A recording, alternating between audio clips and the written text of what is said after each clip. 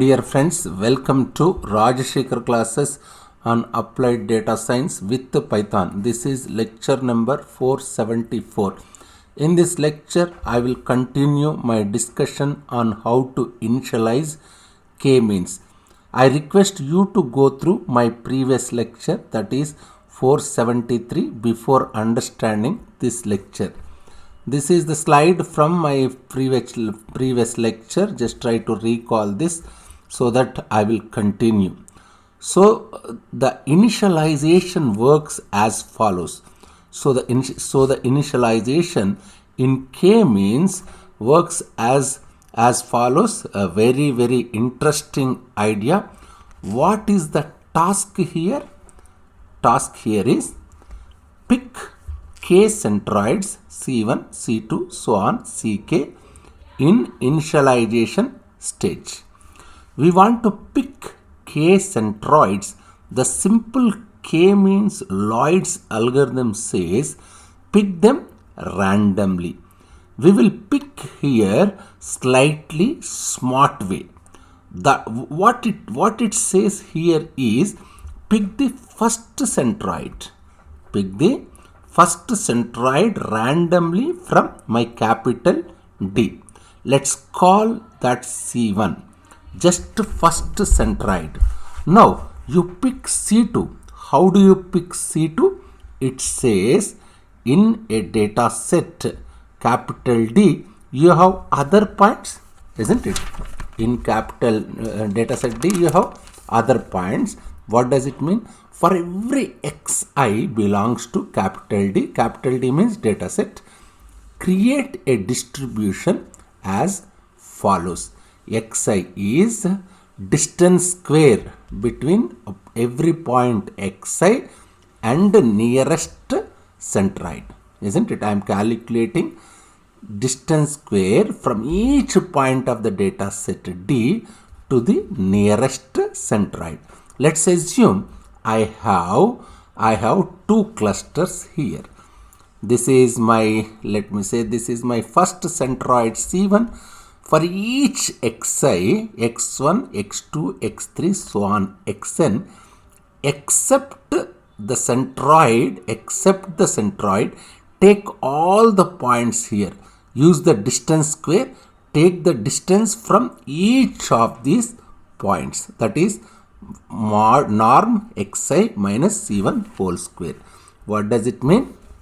Yes, distance between my centroid and x1 is d1 and distance between my centroid and x2 is d2. So like that.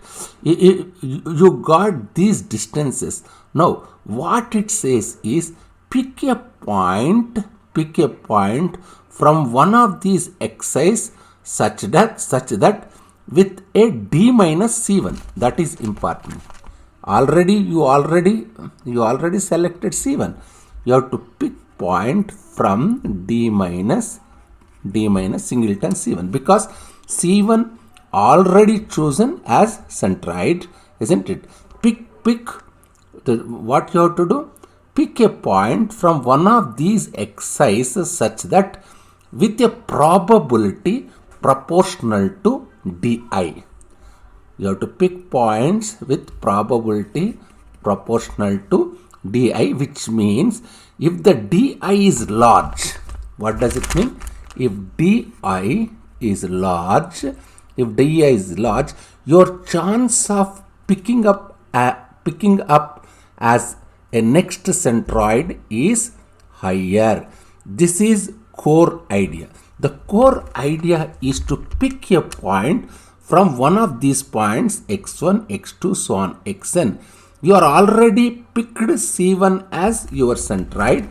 Now pick one of the point from where? From one of the point from D minus C1 as your centroid C2. This DI is larger for the points which are farther away from centroid C1. Now you are saying pick points such that their chance or probability of picked up is proportional to the distance, which means these points, which means these points, which means, sorry, let me go back.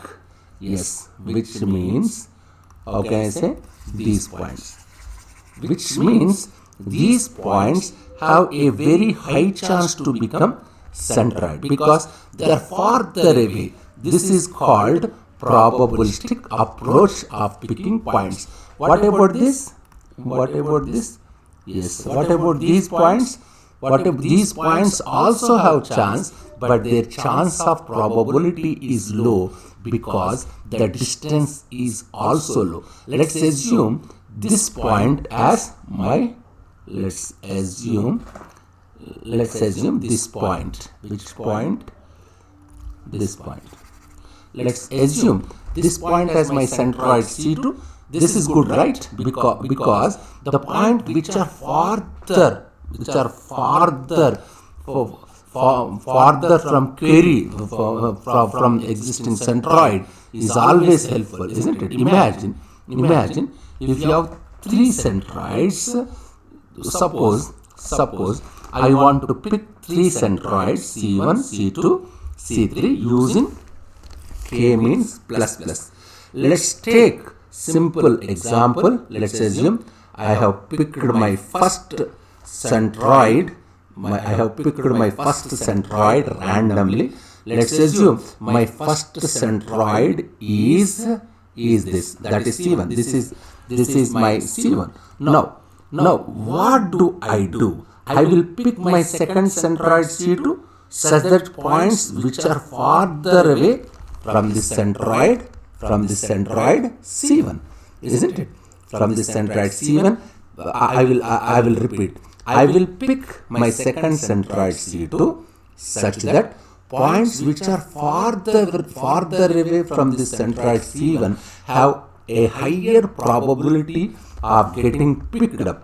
Let's assume our second centroid was picked up here is C2, isn't it?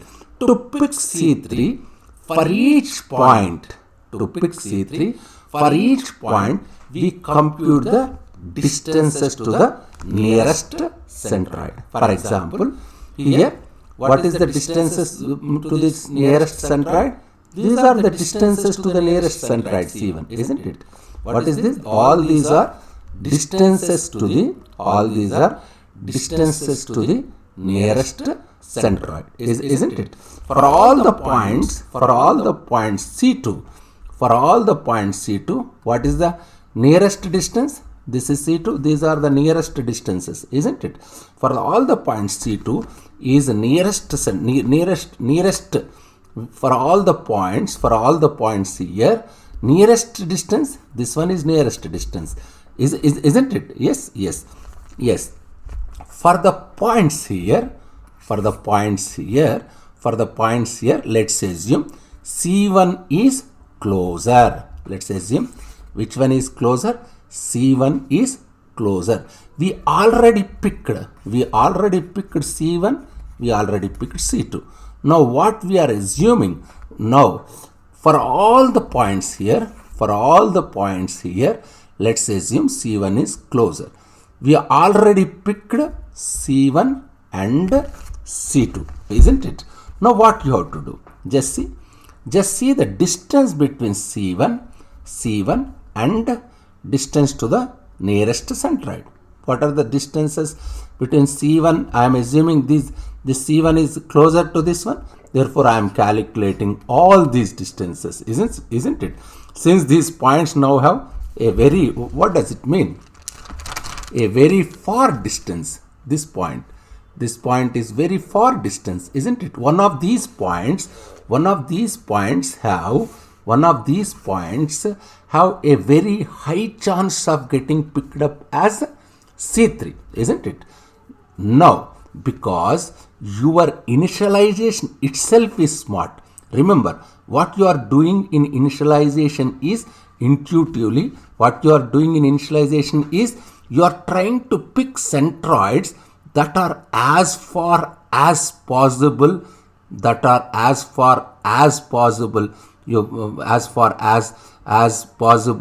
from other centroids, isn't it? As far as possible from other centroids that are already picked up.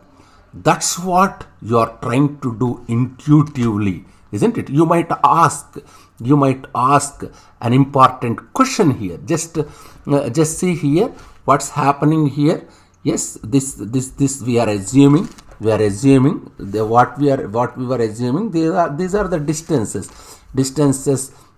between these. From each xi, I am calculating distances from this particular centroid. Whichever distance is higher, for that distance I am picking C3. That's a core idea here. That's a core idea here. That's what it says. For all xi belongs to D, create a distribution. What you have to do? You have to create a distribution as follows. Xi is nearest centroid, isn't it? What we are assuming here? We are assuming C1 is nearest centroid to this point. That's why I am calculating all these distances. That's what it says. For every xi belongs to D, create a distribution as follows. Xi nearest centroid. We are assuming C1 is nearest centroid to these points. Therefore, I am calculating all these distances. These distances are known as D1, D2, D3, Dn. We know how to pick. We have to identify a point whose distance is higher. That point only we will select as centroid C3. That's what it says, isn't it? That just see, that's point. Now I am assuming some point which is far away from this C1. Just I am assuming that that the C3 point is C3 is centroid, isn't it? Yes. Why do this probabilistic way why can't I say that? Imagine try to pick centroids that are as far. That's what I'm saying here. Try to pick centroids that are as far as possible from other centroids that are already picked, isn't it?